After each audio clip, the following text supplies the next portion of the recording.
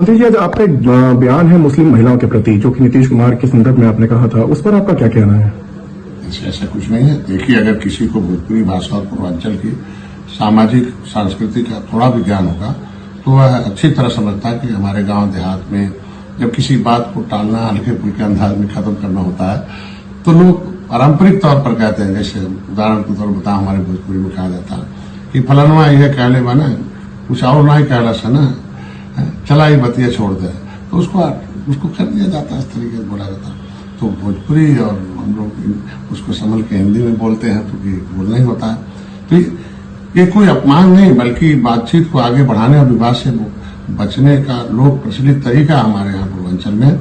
और मैं गोरखपुर और भोजपुरी अंचल का व्यक्ति हूँ। देश के हर क्षेत्र की भाषा, बोली और शब्दों का संदर्भ अलग अलग होता है। हरियाणा, दिल्ली, महाराष्ट्र, क्योंकि तमिलनाडु, हर जगह की भाषा और स्थानीय व्यक्ति अलग है, बोलने का तरीका, तौर तरीका होता है। तमिल भाषा में देखें, इधर आने को वाक्य को रोजमर्रा में प्रयुक्त कई शब्द उत्तर भारत का पूर्वांचल में अलग अर्थ में लिए जा सकते हैं। लेकिन इसका मतलब ये नहीं कि इसे इन्हें गाली या अपमान की नीयत से कहा जाए। वो अलग अलग लोगों की अलग अलग तरह की भाषा हो। जिस कथन को लेकर आज विवाद खड़ा किया जा रहा है वह मैंने हंसते हुए सहज भाव से और अपनी स्थानीय भोजपुरी बोली में कहा था। न उसमें किसी समुदाय की, किसी महिला या किसी धर्म के प्रति कोई दुर्भावना थी और न ही अपमान का कोई उद्देश्य मिला था। और उसे अगर किसी को लगता है तो उस शब्द को मैं चाहता हूँ हमारी तरफ से उसे वापस लेता हूँ।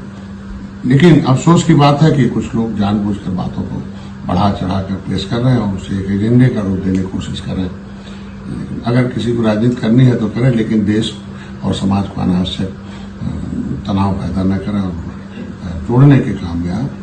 जहां तक माननीय नीतीश कुमार जी का सवाल है, जनता उन्हें काम को जानती है, समझती है, उसी आधार पर बार बार उन्हें समर्थन दे रही है, जीत और मुख्यमंत्री बना रही है। उन्होंने जो काम किया वह जनता के सामने है, आगे भी जनता ही तय करेगी किसे समर्थन देना है।